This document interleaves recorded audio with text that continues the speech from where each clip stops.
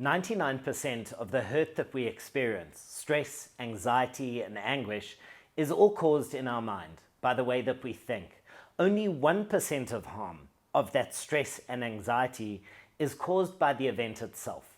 Because we don't live life through events and experiences that we go through, we live life through the interpretation of those events. And let me explain it in this way. An event happens, but then we still have to attach meaning to that event. So through our perception, which is the lens by which we view that experience or event that has just taken place, we label it. We label it as being good, bad, or indifferent. And depending on our conditioning, our label will be different from somebody else's label.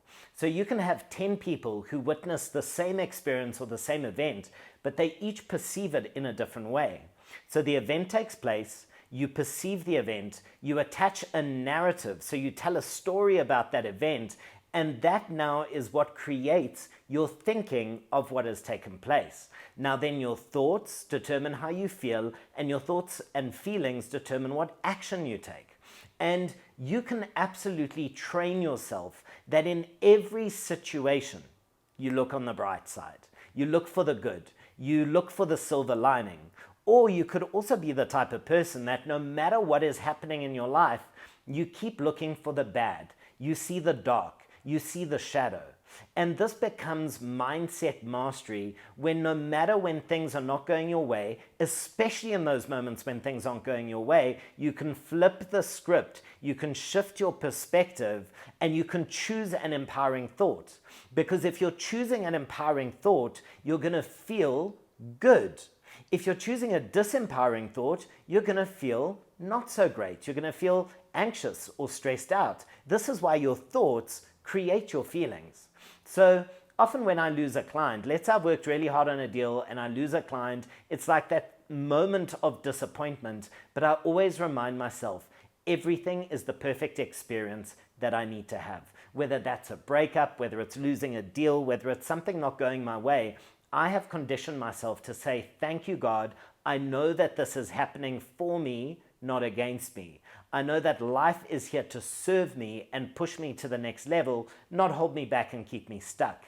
The only time that you will stay stuck is if you fight or force a situation, because often something happens that we don't want to happen and we don't want to accept it. So we're fighting against life, and this is where stress and anxiety come from. We have an expectation, and the gap between the expectation and what happens in life is where our disappointment, anxieties, and stress lie. But what if in that moment when things don't go your way, you shift that perspective and you say, what could I get excited for? Yes, I may have lost this client, but what is coming my way? Something even bigger, something even better. Yes, maybe this person is not choosing me and they're not the right partner for me, but I do know that there is someone out there who will treat me even better than that person. There are so many ways that in every single experience, you can choose a narrative. There are so many narratives. Some narratives will feel empowering, some narratives will feel disempowering, and some narratives will just be kind of neutral. But you have control over the narrative that you choose. You can focus on the lesson and you'll get more growth. But if you focus on the pain, you're going to get more suffering. So where your attention goes, where your focus flows, that is the predominant vibration that you're going to feel. Again, what you think about something creates your feelings about something. So if you're thinking good, if you're feeling good, you're going to take constructive, empowered action. You're not just going to react. So again, 99% of the issues that you're facing, of the anguish, pain, stress and anxiety is all created in your own mind. If you just breathe, if you accept and surrender that you are not powerful enough to change the situation, you have no control over the situation, but you have control over the way that you respond to it, the way you perceive it, the way you unbundle it in your mind so that you can feel empowered to take action steps against it. Nobody deserves to be stuck in anxiety or anguish or stress because that paralyzes us. If you think about our reptilian part of the brain, fight, flight, freeze. We spend so much of our life feeling anxious and stressed in this fight or flight mode.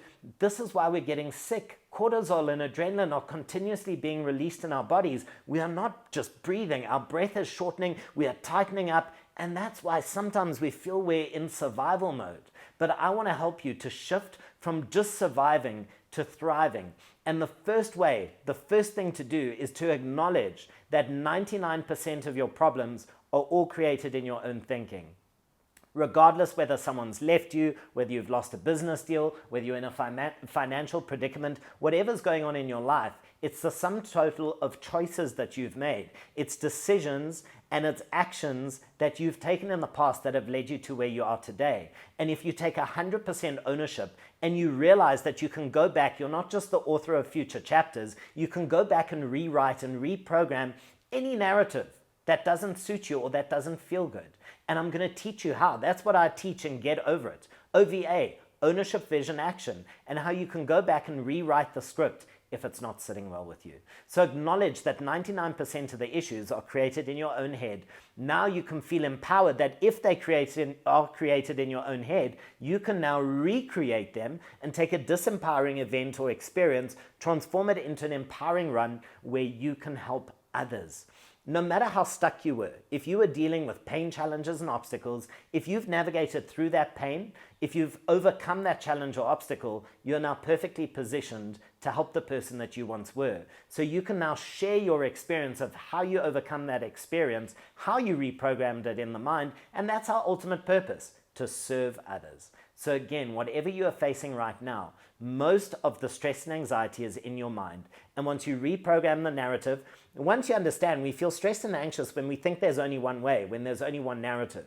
But there are multiple narratives. And when you start thinking in a clear headspace of all the different ways that you can get out of this situation, or ways that this can serve you, all of a sudden, you can surrender into the moment. You can accept that this has happened, and you can come up with a vision of what you would like with this experience or where you would like to be, and then you can take constructive action steps in order to get there.